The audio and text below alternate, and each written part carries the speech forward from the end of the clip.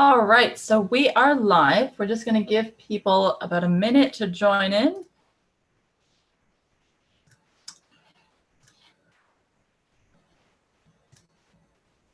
About a minute to join. Oh, there we go.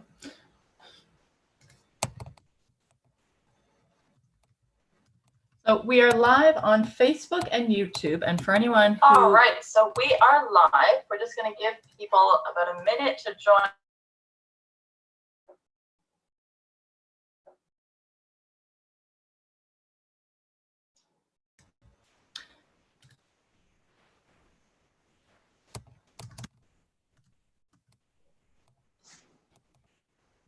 Okay, so if you have any questions, you can use either the YouTube chat or the Facebook chat, and we will get through them as quickly as we can. We'll try and answer as many questions as possible. It can be about any topic, whether it's Western, English, Gertz, saddle pads, anything you have questions about, we welcome, and we will definitely try and get to them. Hello to everyone in Facebook. And we will get started. So Jochen, over to you. Well, hello, everybody. Let me just come in and say hello to everybody. See if I get, there I am. I wanted to talk to you about Saddlefit for Life a little bit. Sonia put together this wonderful video series, which is now on our Saddlefit for Life Academy.com. And we had so many questions. That webinar was an hour, but sometimes it took over 2 hours because people came in with question after question, which was great because, of course, this is why we do this, to answer all these questions. So we thought, you know what, why don't we open up live? And as a bonus to win, everybody wins, and in the end, the horse wins for sure. What we're going to do is we're here for you. We tell you a little bit about Saddlefit for Life Academy.com, and we tell you a little bit about what our mission is. And this time we thought, well, I got so many presentations online, which you can buy, some of them for free, but this is the hour for you. The hour for you, because just like this cute little poster Sonia have here, what you see on the screen, sometimes people are between two saddles. You know, should I buy this saddle? Should I buy this saddle? I just bought this saddle, and then in the other saddle, the horse goes so much better. What is it about saddle fitting, especially when so many different schools teach saddle fitting so many different ways, and people get quite frustrated? It is very annoying for the most people. It's not because they run out of money. Some people do, some people don't, but it's because they run out of patience. And the contradiction, what you see in so many saddle fitting schools, is sometimes overwhelming, and it's not based on anything, just opinion or because old tradition. Today we got numerous experts worldwide who do independent research on racing saddles, English saddles, jumping dressage, whatever, and Western saddles. So Saddlefit for Life goes really to all type of professionals. You know, you can be a rider, a trainer, a body worker, you can be a veterinarian, anything to do with horses, and you want to know. I think it's important, and I learned riding from a cavalry officer, and he taught me that you need 3 human lives to know how to ride. And it's our duty as a rider to bring what you learned to your students.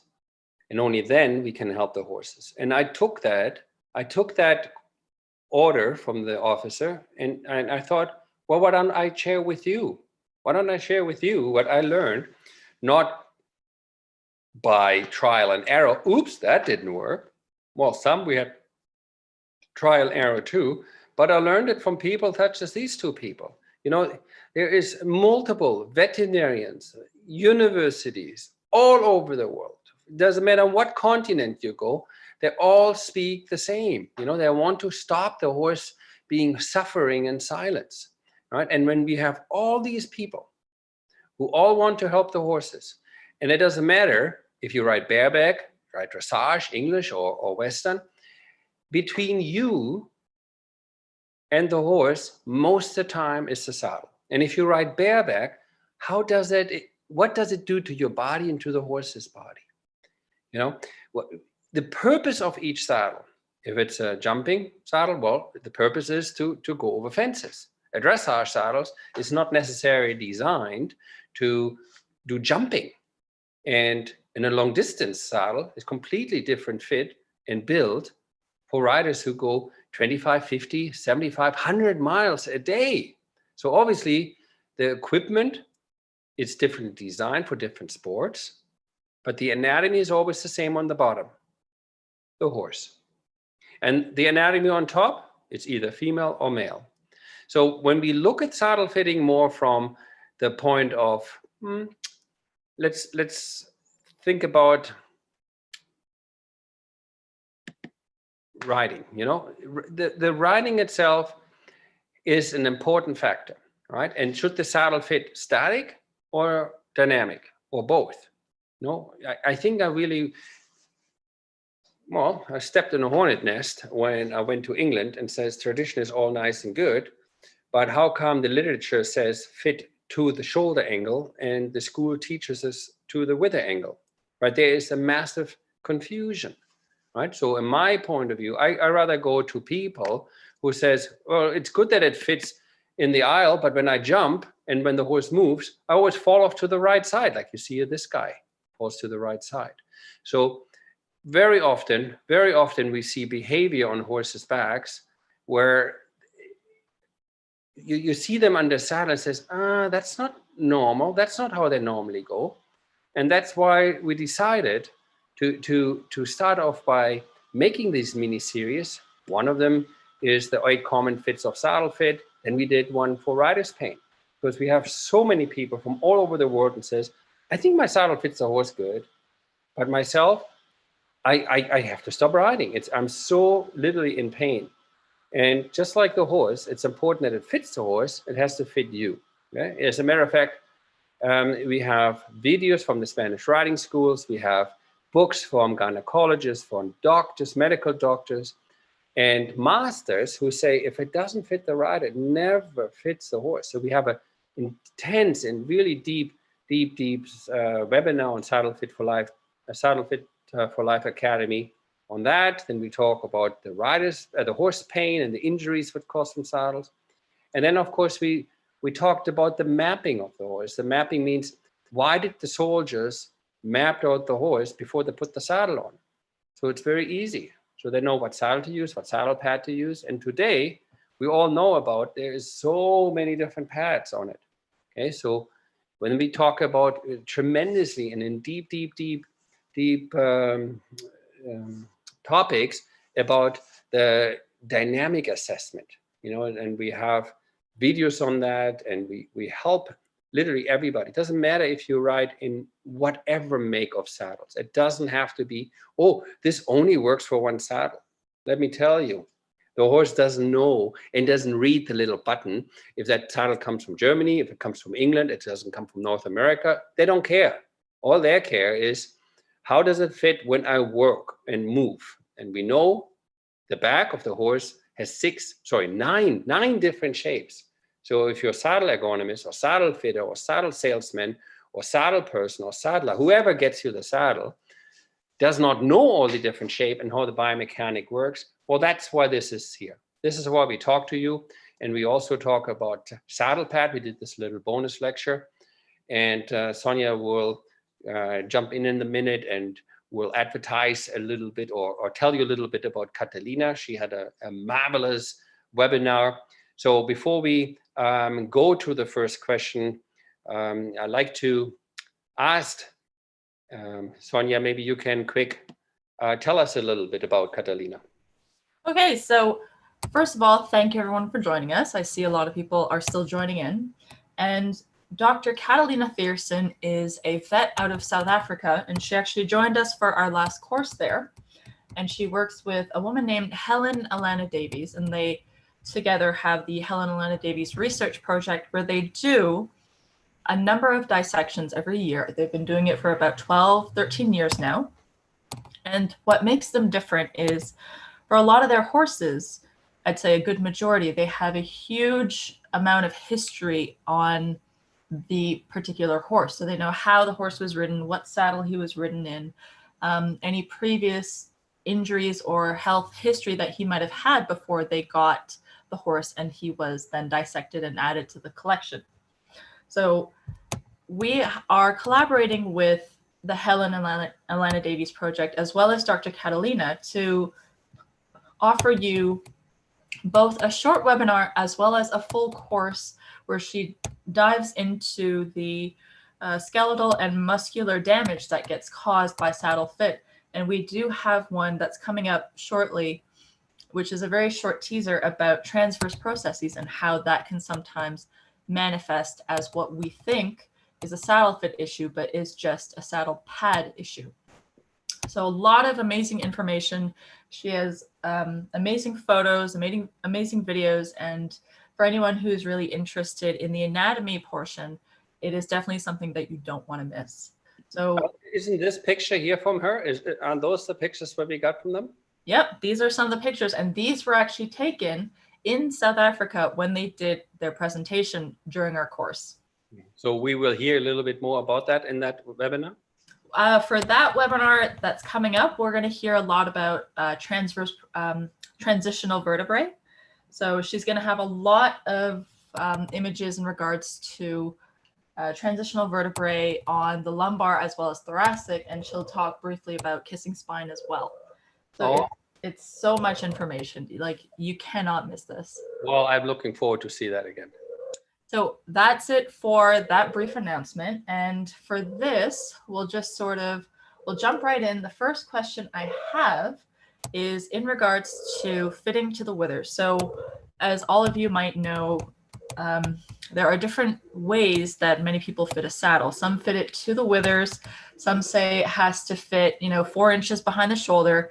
So the question that we have is, how come these people still fit to the wither, ignoring the shoulder, when the amount of damage and handicapping and just injuries that we see from saddles is so prevalent? Like, why does it continue?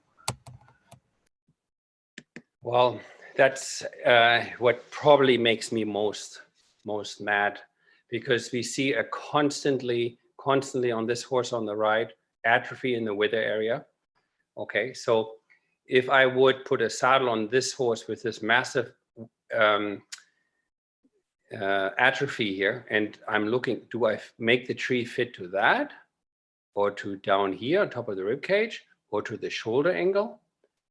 And when I look at the cross section of the withers, okay, the withers has always, when I look at here where the dry spot is, always a flatter angle than the scapular. Okay, so we need to understand that in that area, every horse, every saddle on every continent on this earth, if you put a saddle on the horse, unless you have a barrel with 4 legs, like of those roly-poly horses, but let's say it's a normal pony, a normal horse, they have withers, and the area right here where the dry spot is, that's where the ribs are relatively steep. You're seeing it right here at anywhere from 70 to 86 degrees. And in the back of the saddle, the ribs are flat, okay?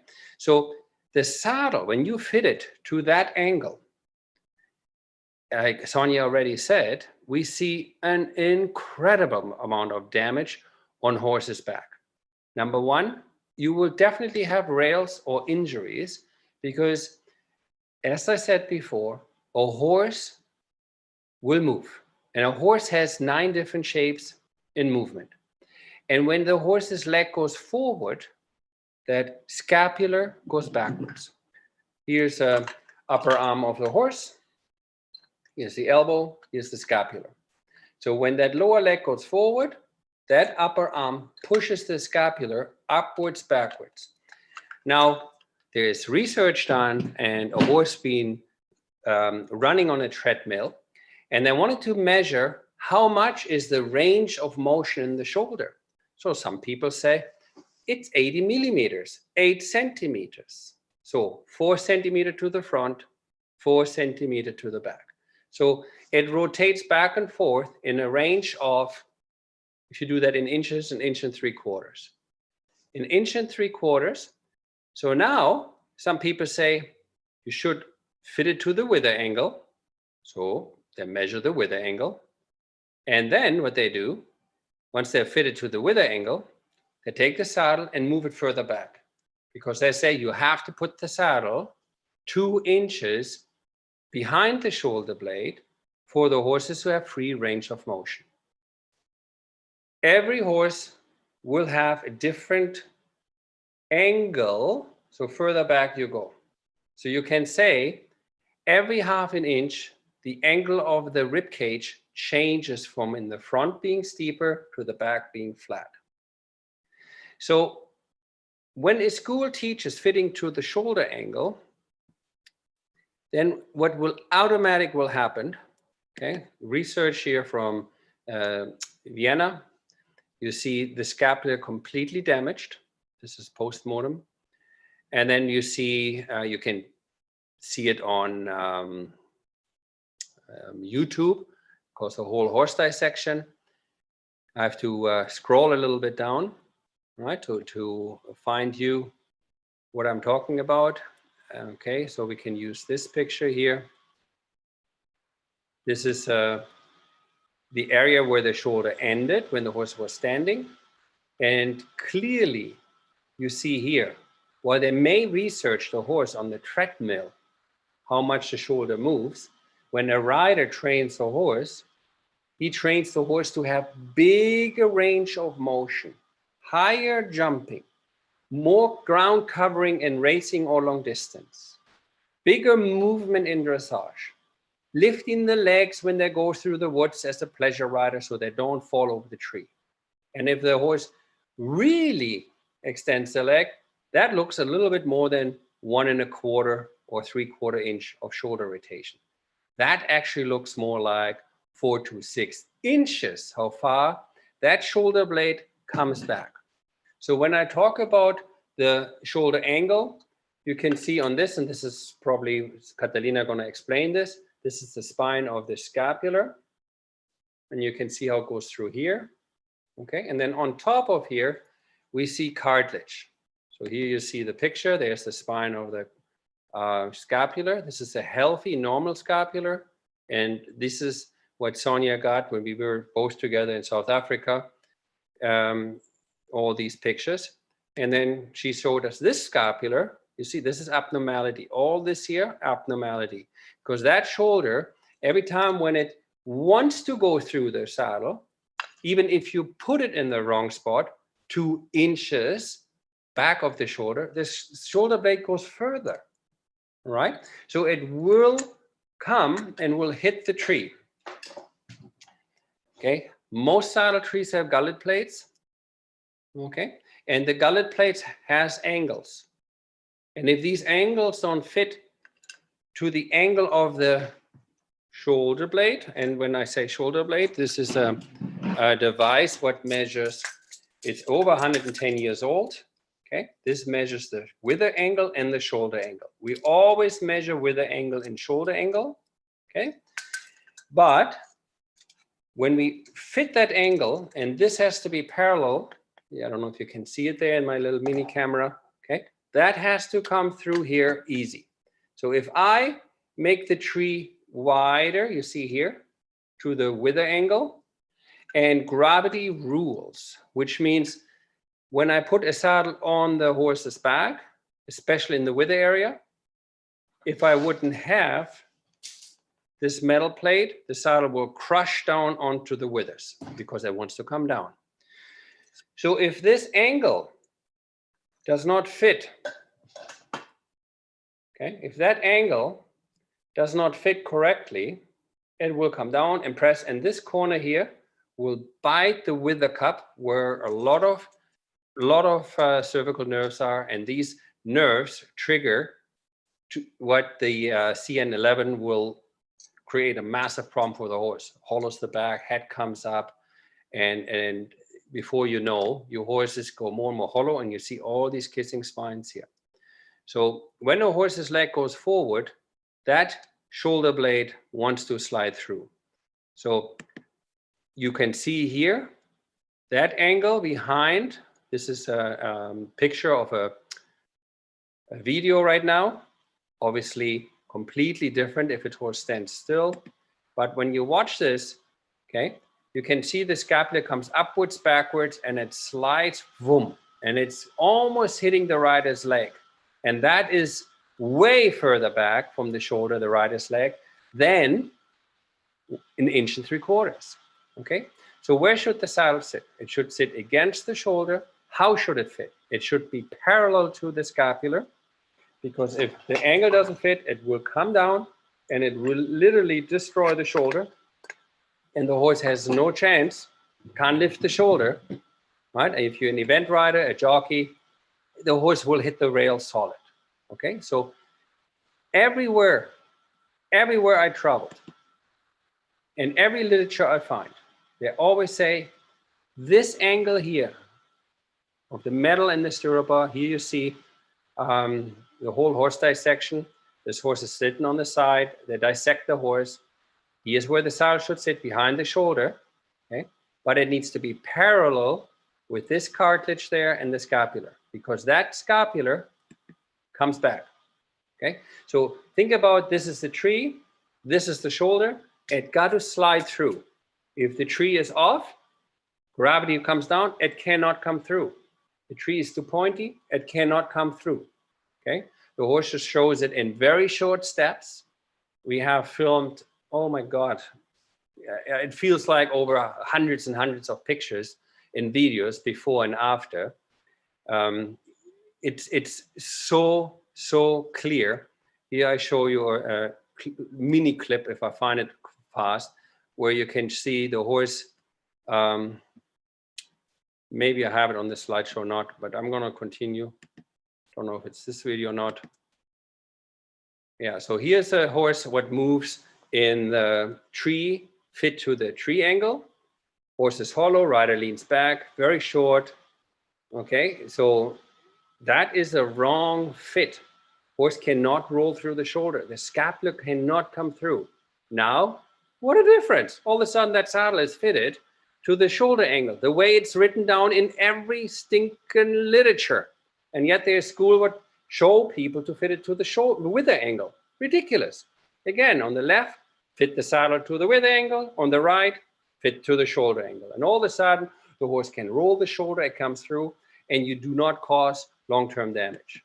Okay? Horses which are today bred with such a long legs and such a short backs, we have so many other issues than we never had in saddle making or fitting, because we have, like I explained in the Saddle Fit for Life Academy, 4 major reasons why we have so many problems.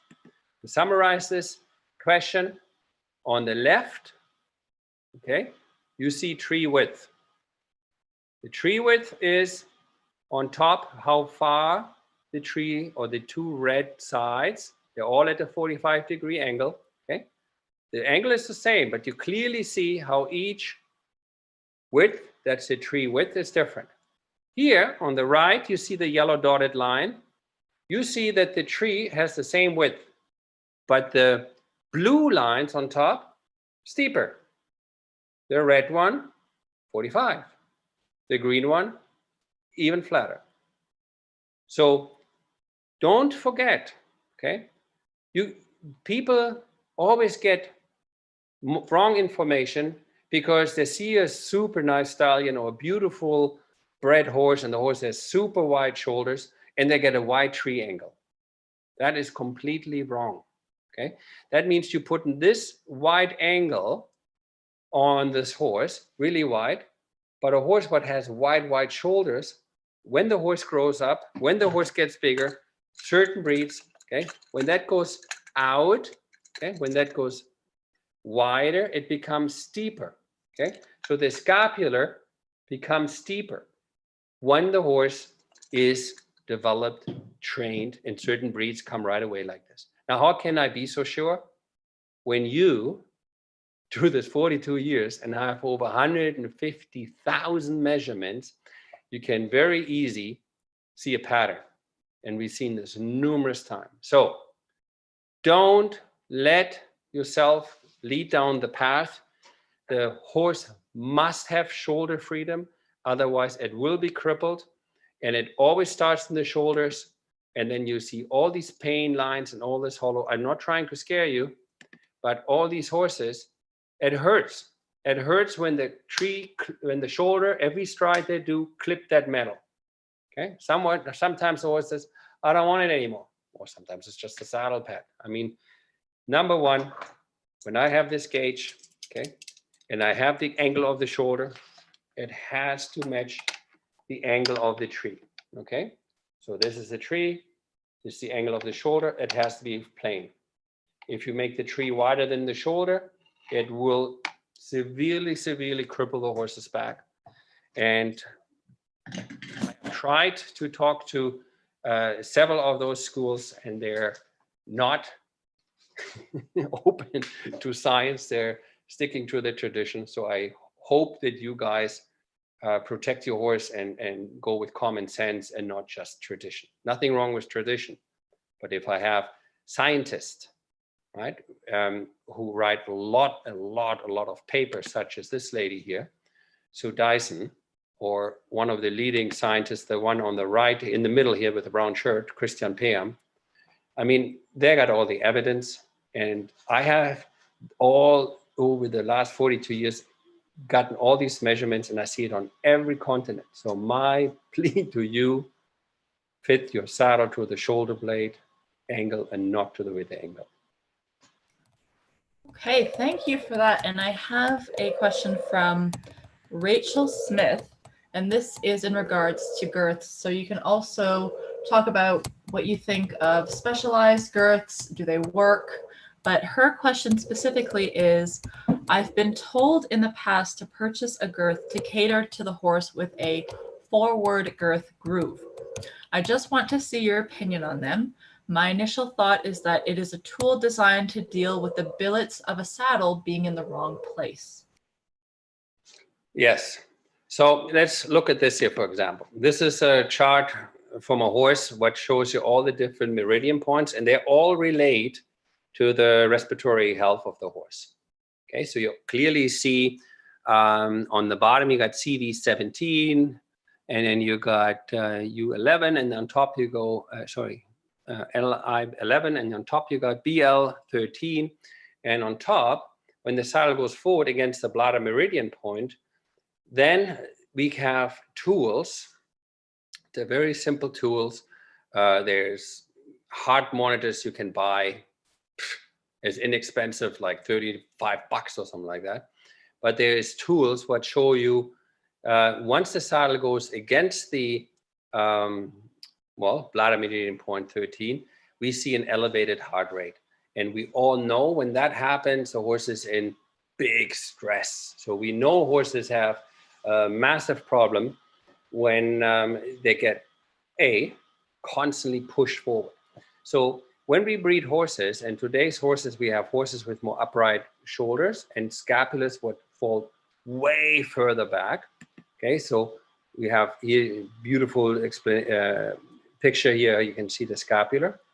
Sometimes we have horses with uneven shoulders, but if we have horses with not necessarily long withers, because this one here has a long withers, but a very flat upper arm and short scapular. So the scapular doesn't go so far back. So when we have horses what have very long sloping shoulders, let me see if I can find a better picture so I can show you exactly what I'm talking about. No, not that one. That one. Nope, not that one. So hang on there. Here we go. All right. So if this upper arm is nice upright, that scapular will be further back. And at the end of the sternum, where that dotted line is here, okay, the girth will always slide in front of that dotted line to the flat spot of the horse's girth area. So now, if the upper arm is upright and the shoulder is back, you will see there's a very little distance then between line 2 and line 3. If I put a saddle on now behind the shoulder, because I don't want my horses crippled for life or stumble or bite me or has respiratory problems. So I put the saddle behind the shoulder and I reach for the girth. Wouldn't you know, the girth hangs in the middle of the tummy. Now you say, oh, that's stupid. So you put the saddle forward so the billets hang where you learned it in Pony Club. But then you say, oh, that's ridiculous. The saddle is totally on the shoulder. So you put the saddle back again. And now you figure, well, I guess I just jerk the billets forward. If you just pull the billets forward, what will automatically happen? It's a given. What will automatically happen, it will drive the saddle forward. It's kind of like a slingshot.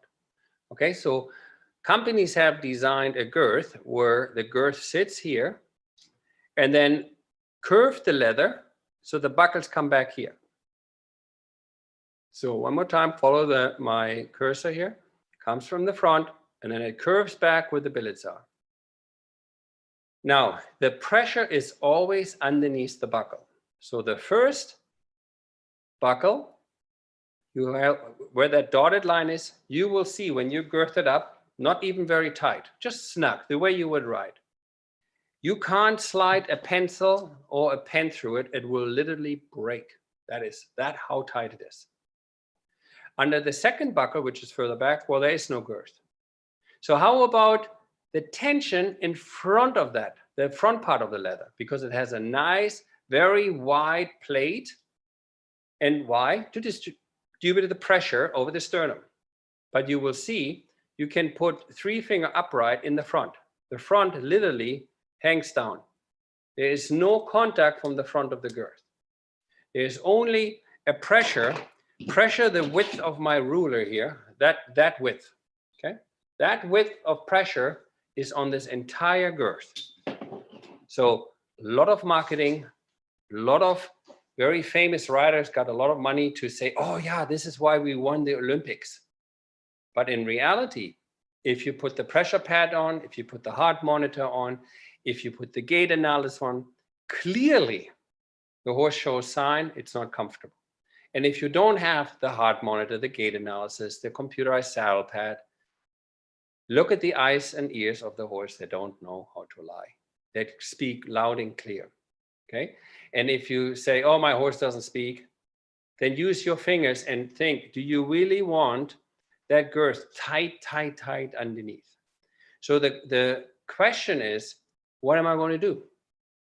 What am I going to do when I have a horse with super upright shoulders and long billets, okay, and long shoulder blades, so the billets hang back here?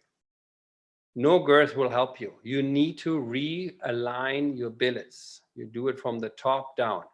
Many companies, many saddles have that. And we go into our Saddlefit for Life Academy in detail how you can fix that, because the billets help you a lot. It has something to do with the mane. It has something to do with uneven hoofs. It has something to do with girth slipping forward, saddle slipping back, saddle slipping forward.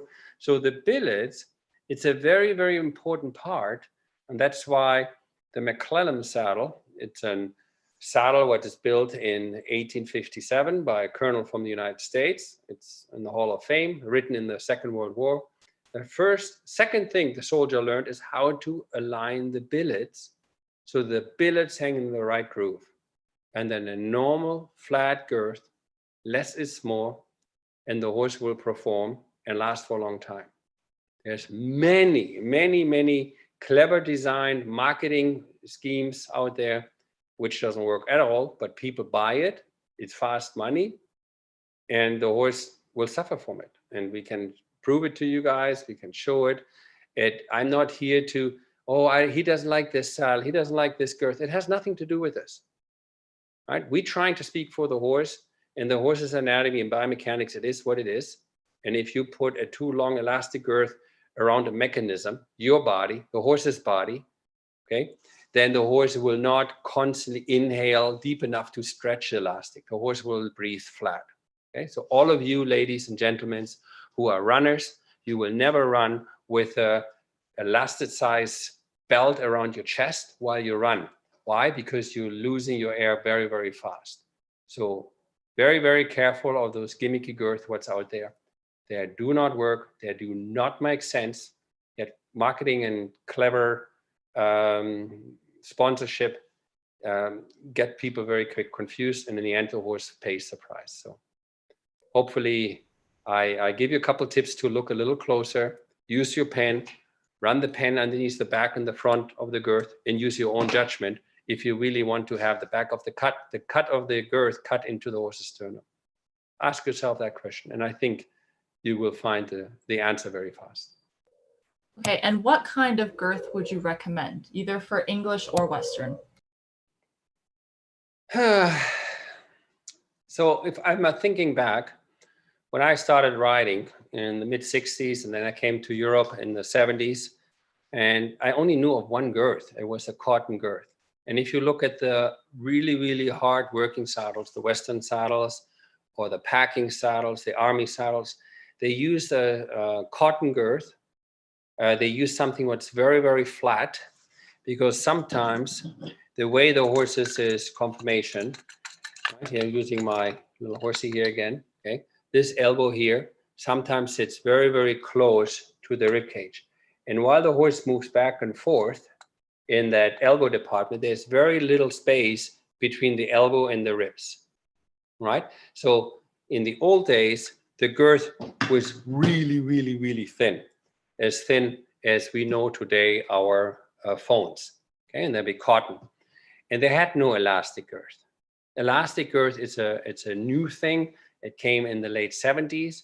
No saddles in the Western world has elastic girth, or army saddles, packing saddles. No way. Elastic was, again, designed, it originated from the racetrack. And I encourage everybody stay away from it. What type of girth? It should be flat. It should be easy to maintain. If you go with leather, buy leather girths. Ask them, is it wash leather? Can I wash that leather in the under a hose? Don't use the one what is chemical based, because when they sweat, they get all this dandruff. It looks like dandruff. They're allergic. So you want to have the vegetable tanned leather. If you need elastic, I recommend to have never more than 1 inch exposed on the left or right side, both sides preferably. In endurance or dressage. And jumping, no more than 2 inches exposed, but it got to be on both sides. If the elastic is not triple and it's longer than the measurements I just gave you, get yourself for $35 a heart monitor, and you will see how the heart is elevated. The horse has a harder time to perform. But I'm not an Olympic rider. It doesn't matter if you're an Olympic rider, if you're a pleasure rider. Why would you put your horse through such a stress and put a girth on what acts like a python girth? And every time the horse exhales, the girth goes tighter and tighter and tighter and tighter. So to answer the question summarized, it should be very thin. It should be in the right spot, right? The length is super, super important. And let me show you, if I can show you a picture, what we call, there you go. You see the latissimus here where my cursor runs up and down. And here you see the pectoralis muscle. My cursor is right between these two edges of the muscles. Okay, you will see all the Western girth there, at least 28 up to 34 inches long. And these horses are anywhere from 14.2 to 15.3. Okay, and they have very long girth. So the buckle cinch will never hit on these edges. Yet on dressage saddles, I see many, many horses anywhere from 15.3 to 17.3. They have girth no longer than 26 inches. While they are able to clear the elbow, the buckle will hit the edge of the pectoralis muscle. And if you have a long girth for jumping, okay, that you want to make sure you buckle nice and high. So these two edges, that edge here, the latissimus, is also at the widest part of the horse, where your stirrup leather hangs on, your leg hangs on. Why would you push and pressure with your stirrup leather the buckle against the horse's body? So keep that buckle, if you have a long girth, nice and high below the pink bar there. more in detail, we of course teach that at the Saddlefit for Life Academy. And in terms of unevenness or elastic over the edge of these muscles, it makes no sense. And it's been proven, it's been written up, but yet many people still get fooled by clever sponsorship and marketing. So stay away from it, use your common sense. Okay, and I have a question from Mona. How can a horse be helped if the atrophy on both sides of the withers already happened, other than, finding a fitting saddle? So which gymnastics do you recommend? Groundwork? Do you recommend bareback? How can she help the horse? Okay, so I had those questions a lot because we often get called in when it's unfortunately too late. And when I ask people who know anatomy way better than any saddle fitting school or saddler, so I asked people who studied that. So I asked veterinarian professors, and they says, well, if the atrophy occurred, first of all, let's define atrophy. Atrophy is when a muscle is not used. Okay, so let's say you work out and you have a big bicep, and now you say, I don't want to work out anymore. Your bicep goes to the size your body needs it to be. Okay, so a trained horse, what doesn't get trained anymore, the muscle will disappear, and what we also know as atrophy. If the saddle at the wither area, okay, got atrophy because the pressure is so high, okay, so we have a lot of pressure here, and we know from the research from Scotland in 2014, if the pressure is over 4.66 kPa, the muscle doesn't get the nutrition and the oxygen, and it dies. So in other words, the muscle cannot grow. So the worst part is if the nerve also got damaged. Now, after a long time, the nerves will find a new way, but if the muscle will ever come back, who knows? Most of the time, the good news is yes. So now the question was how to do it. Well, obviously, we want to make sure that we have a saddle what has no pressure in that area. We need to have it wide enough so it doesn't squish the withers, but we got to have the right angle so it doesn't fall and crush down on top of the withers. So that's why it's so important that people understand that when you buy saddles, always ask your fitter, can my saddle be adjusted in the tree width and in the tree angle?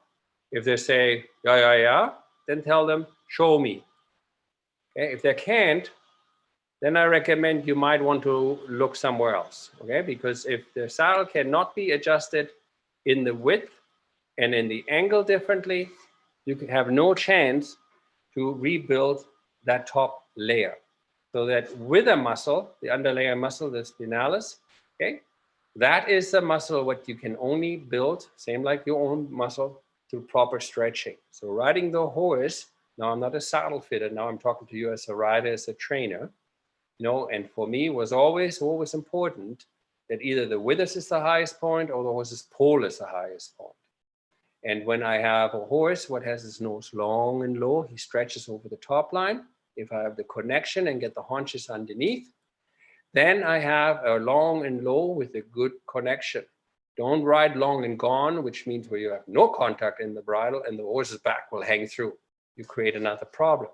You do want to animate the spinalis and the trapezius to move. Now the trapezius is a muscle what rotates that shoulder and moves that shoulder. And the horse's shoulder cannot move if the tree width is not wide enough. Hence, what I just said, it got to be wide enough in the tree. The shoulder will not move if the angle doesn't fit right. Hence what I said earlier, if this is the shoulder, my hand, it got to fit this. If this is not fitting, that hurts. It won't come. If it doesn't fit, it can't go through. Okay, so the angle and the width has to fit. So bareback riding won't work at all because a horse will brace and you do not elongate the top muscle for the horse to stretch the neck forward. Bareback riding, we have different university, different research papers would clearly show that bareback riding or treeless saddle create over 25 kPa. That is 5 times the amount of pressure a muscle can tolerate before it atrophies. So that obviously doesn't work then. So we can't go bareback. What else can we do? We can't put draw reins on. We can only go long and low with a good contact, and maybe use cavalettis, and maybe help the horses to really use the thoracic sling to lift up the base of the neck. Only then that muscle works, if your saddle is not in the way and pinches. Okay, so we're going to do a bit of a combination question. What material do you prefer for a saddle tree? And what does it mean when saddles are described as having shoulder-free panels?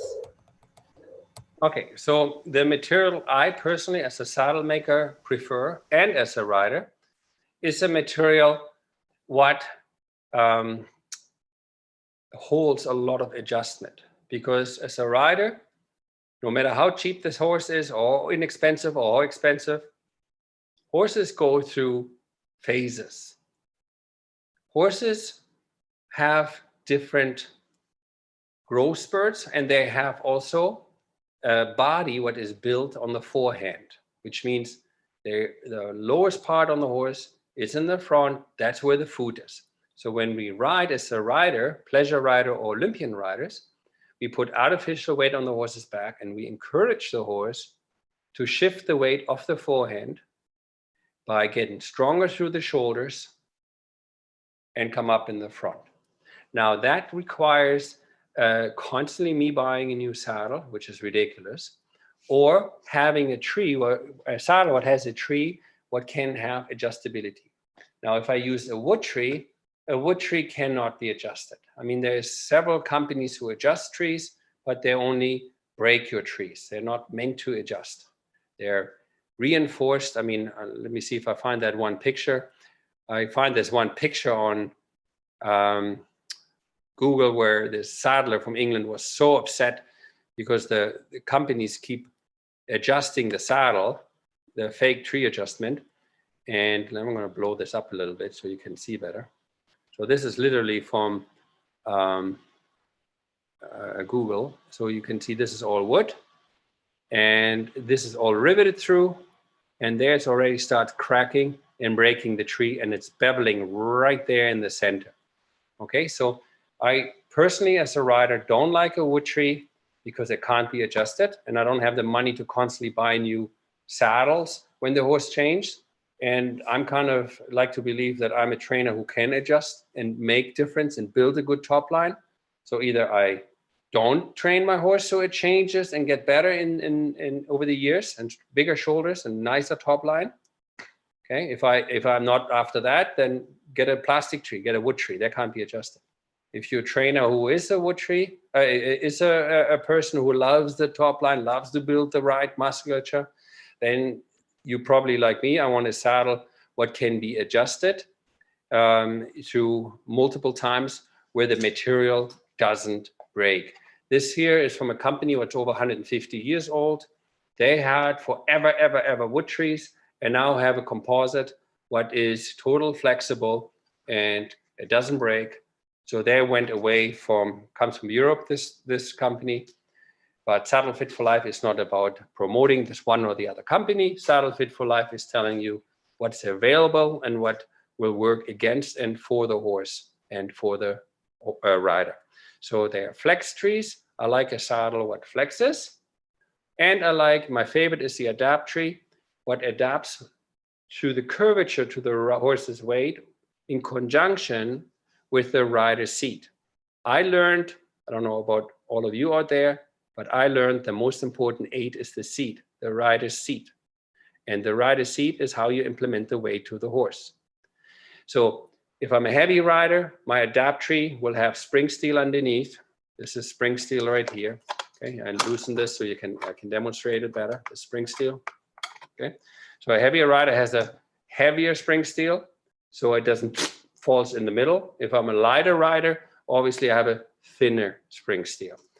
Then it also adapts to the diagonal movement of the horse, and that adaptory can be adjusted in the width and in the angle. And if the veterinarian says the saddle needs an orthopedic adjustment, I can open one side independent from the other without twisting the saddle. Many wood trees or plastic trees or flex tree can do that.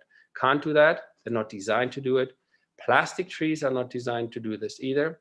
And leather trees, the old leather trees, unfortunately, if people really, really buy the book, clean the saddle properly, they will last. But in today's society, the throwaway society, the leather tree has shown not a long-lasting tree at this stage. New leather trees are in production right now. Hopefully, they will have a little bit more resistance against the non-care, what most people unfortunately do to the saddles. So my favorite tree is the adapt tree. And can you briefly demonstrate for us how someone can tell how flexible their saddle is? Because a lot of people might see a wrinkle in their saddle and think, oh my God, my tree is broken. Can you sort of give us an idea of how a saddle flexes and how people can check? Okay, so let me get a couple things. Okay, so here's the wood tree. This wood tree has no steel right now. Okay, so if I bend this wood tree, you can see it flexes if I put on it any pressure on it. If I do more, it will break. It literally breaks like it did right here. Okay, so a wood tree, if it has wrinkles in the seat, then people used to say, if you have wrinkles in the seat, you have a broken saddle tree, okay, because they barely move. A flex tree depends how flexible or how strong or thin the spring steel is how flexible the tree is. This is a flex tree. See here, you can easily flex the tree. For me, if this would be my saddle tree for me to ride, that spring steel is too short and too thin to accommodate my weight. Right? I'm 200 pounds. That's a lot of weight. So with my clothes on and my boots and my helmet, etc., pp., that tree needs to absorb that. If you're a tiny little girl who is not that heavy as I am, you want to get your aid to the horse, so you would have probably a more flexible tree. If I use it on the saddle, this is a saddle for a 150-pound rider. So you can see if I move it here, you can see, go a little closer. You see the wrinkles there in this area. Pay attention when I do it again. Okay, because it's an adapt tree, which means that it adapts to the movement and the rider's weight, the movement of the horse and the rider's weight. And just like you have wrinkles on the top of your leather shoe, there where it breaks over, you have the wrinkles. So the wrinkles story only applies on those old wooden trees and plastic trees. So for a rider who is a little heavier, so I would say over what most saddles are manufactured for, are there any particular labels, or how can a rider tell that the stiffness or rigidity of a saddle is suitable to their weight? So let's say someone who is over 180, because I believe that's the weight maximum for Bates Wintec. Okay, so if I would be in that category and do saddle shopping, I would love, I'm big in asking lots of questions. I was raised like this, and I've always believed the person who knows the how will always follow the person who knows the why. So if I buy something for myself, I need to understand what I'm buying. And I also would like to understand how does that work? How does it work? And why do they do what they do? So I'm asking them, whatever company I decide or go with, I ask them, what type of saddle tree do you recommend? And how do you adjust it for the individual riders? Because I bet you have riders from 50 pounds to 250 pounds. Oh, one tree fits all. Well, then I have then I know what to do. You know, they obviously have no clue about it, or they don't care about the most important aid of the rider. So if you say, what about if I have a heavier rider? You see, the majority of the heavier riders are more in the Western world, right? So because they're more weight-bearing surface. So heavier the rider, so more weight-bearing surface the saddle should be. And given with the research what's out there, that the person with 150 pounds still brings over 11 kPa pressure. That's more than twice what the muscle can handle into the horse's back. That's why there is a saddle company, right? And other companies what have saddles where the trees are binate, which means on the bottom is super, super wide and super narrow on the top. It's built in the racing industry. It's built in the hunter jumper, in the dressage industry. So heavier the rider, so more the weight-bearing surface to the horse, so wider the weight-bearing surface, and of course, so stronger the spring steel. If the company, the one you just mentioned, only has a limitation to 180, but the person weighs, let's say, way over 200, then the tree literally just falls through and all the pressures in the center, and then you have high impact. And you have, of course, way more than 18 kPa, which is, again, almost 4 times the allowance what the muscle can do. And the horse will atrophy. Okay? And the tree might break. And that's why there's a weight limitation. Okay, so that brings us to the end of this webinar. I would like to thank everyone who attended and submitted their questions and made this yet another success. And our little co-host, I don't know if you hear her still. She would like to thank you as well. She's adorable. I love her. What's her name again? Peanut? Her name is Peanut. Peanut is our official co-host for these webinars. And I'd like to invite everyone to join us next week, and also to pay attention to our Facebook page, because we will be posting that short webinar with Catalina as well. And it will provide you with so much useful information and really open your eyes to how much damage something so small could cause. Like, we're talking about the saddle pad. So once again, thank you. Any questions that we missed, we'll keep them on and we'll try and get to them next week. But if you have any sort of questions that you want answered immediately, you can always reach us through our Facebook page. But yeah, thanks again. And until next week. Hey, Sonia, before you hang up, are you still there? Yep. Quick talk about Gerd Heuschmann and the webinar you're doing on August the 22nd. I know we have 2 minutes left. Yes. So we are hosting, it is an annual conference and we're doing it virtually. So it will be a web conference. And in that we have about 7 or 8 guest speakers, including Gerd Heuschmann, including Dr. Catalina, and they will be talking about how they specialize in the industry, and the entire sort of value and mission set for a company as a whole. And that particular conference is whole horse health. So Saddlefit is just one aspect of horses and their welfare. So we'll be talking about a few different things as well, but it's, if you're into horses, doesn't matter if you are just getting started or you've been in it for your entire life, it's something that you should definitely join us on, because we will have Q&A there as well. Super. I'm excited to do this. And for most of you, you can also read all about our stories. This book has been nominated. Actually, we received the educational award at the Equus Film Festival in Kentucky. You can get this on saddlefitforlifeacademy.com and of course on Amazon.